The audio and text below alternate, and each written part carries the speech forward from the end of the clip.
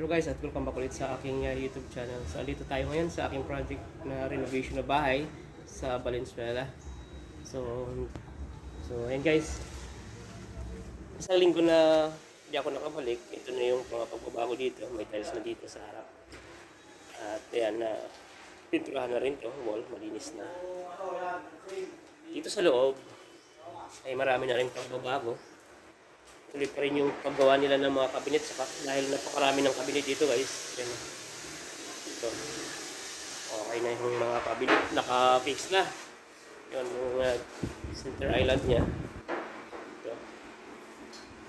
Naka-fix na siya. Then ito sa lalay ng oven. Yan. Ito pwede pa itong matanggal.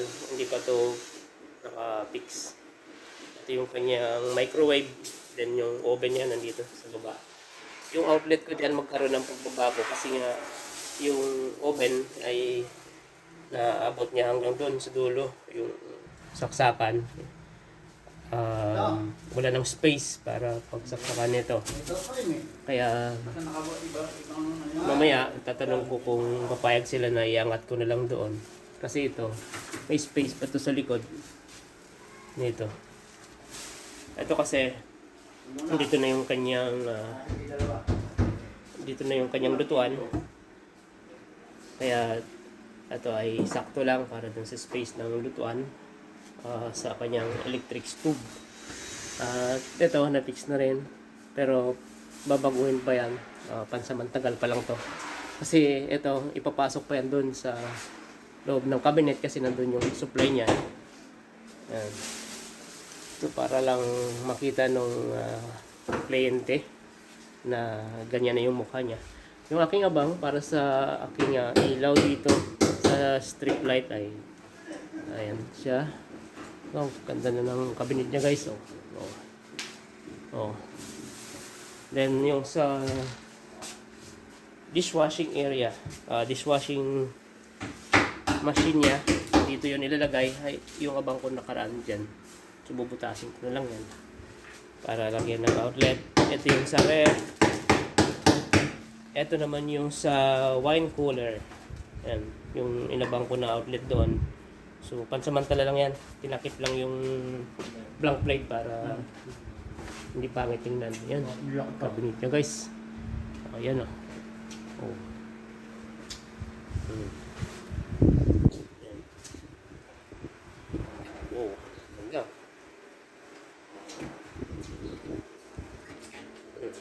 Wala pang mga handle to. Yan, yung mga kulang niya handle.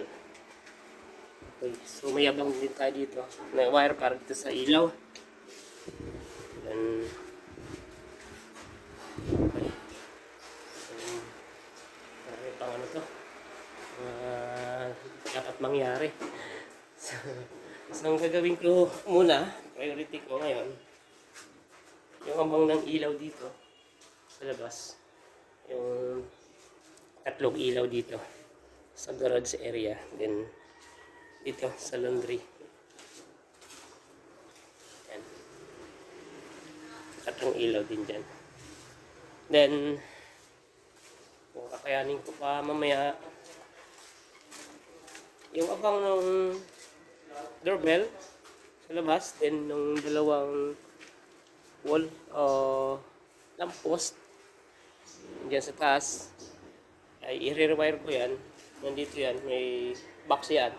Buksan ko siya. Doon lang yan pumunta. Yan. So, tingnan natin kung kakayanin na i-rewire. So guys, ito yung gagamitin ko. Diyan.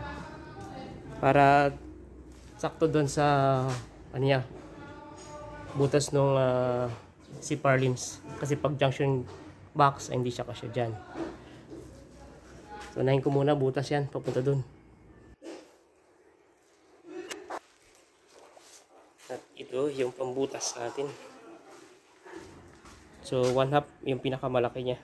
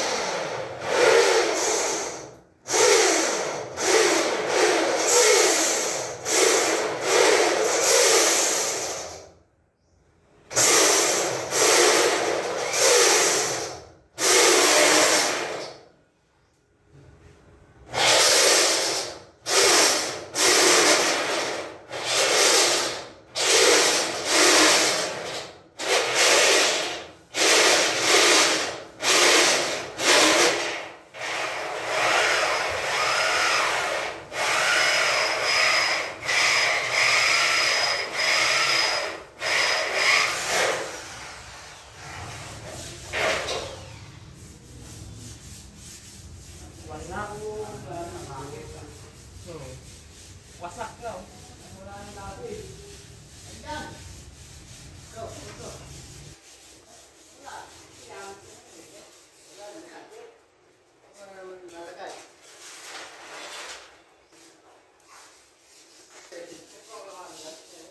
Oh.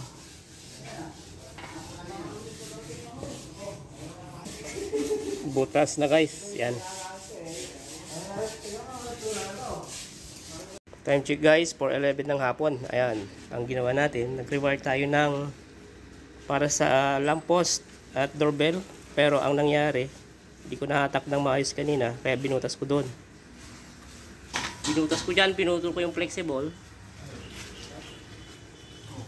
Then, saka ko hinatak dito. Eto na, lumabas na. Bagong wire, doorbell, then dalawang lamppost. Line to line, dalawang return para sa doorbell at para sa dyan lamppost. Itong dalawa dito sa unang ilaw dyan, tinanggal ko na yung lumang ilaw. Ngayon, ang problema ko naman papunta doon. Ito, hindi na ito mabunot. Oh, grabe oh. Bumababa yung tubo. Then, saka pa umaibabaw yan. Baka ipit na yung PVC dyan. Hindi na natin makata guys. So yan oh. Wala pang box. Hindi niya nilagyan ng utility box. Ang gagawin na lang natin dyan, para masupplyan natin yung ilaw doon. At yung para sa doorbell may lagay natin dito. Dito na lang. Chipping ko doon yung tubo na yon. Chippingin ko doon. Tapos pupuntahin ko na lang dito yan. Iwaan ko itong poste. So halos tapping lang naman siguro yung makukuha natin dyan. Yan din yan maka-apekto ng malaki sa poste natin para hindi siya humina. So yung para dun sa lamppost, may abang naman dito yan. Ito. Mababaw nga lang, baka pinahabol lang nyo to. Yung dating gumawa. Ang gagawin natin dyan, lagyan natin ng utility box. Para maging maayos. So may doorbell naman, sana na battery operated. Ang problema lang nun, pag nalubat yung battery nun,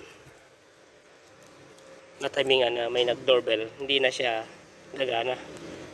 Yun lang, disadvantage. Nag-Pinoy balot pa. Yan ang disadvantage kapag wireless na doorbell ang gagamitin. Pag nalubat yung battery, wala na. So ayan, yung nagawa natin. Bali naabutan ako ng ulan kanina. Ito hindi ko natapos. Bali may ano na to, PVC hanggang dito lang. Napurol yung aking pambutas. Kailangan ko pang bumili ulit ng holso na ganun din. Kasi ayaw ko masya nung PVC na 1/2. Kunting-kunti na lang sana. Pero ayaw pang kumasya. So ganun din klase ng holso ang bilhin ko ulit para malakihan yan. Kasi pag hindi ganung klaseng holso, hindi ko siya malalakihan. Then bili na lang siguro ako ng holso talaga na pang 1/2. Yung papunta naman doon. Dami pa kasing bubutasin dyan. Dito sa loob. Yan, yung ginawa natin. Pinutasan na natin yung para sa electric stove. Then dito, nalagyan na natin yan ng outlet. Yung para sa range hood. Yan. Yung cabinet niya guys. Ang ganda na. Then dito rin. Ito. Binutasan na natin to para doon sa ating ano din dito, abang na outlet. And then may wire na yan dyan sa ilalim. So dito na lang natin ikakapit yung ano yan, outlet. And then yung dito, hindi ko pa nalagyan. So halos doon lang umikot yung aking maghapon. Nahirapan ako doon sa rewiring guys. Ayan ang mga challenge kapag mga rewiring na project. Kailangan natin pagtsagaan. So, hanggang dito na lang ang aking video guys. Maraming salamat sa patuloy na pagsuporta sa aking channel. God bless.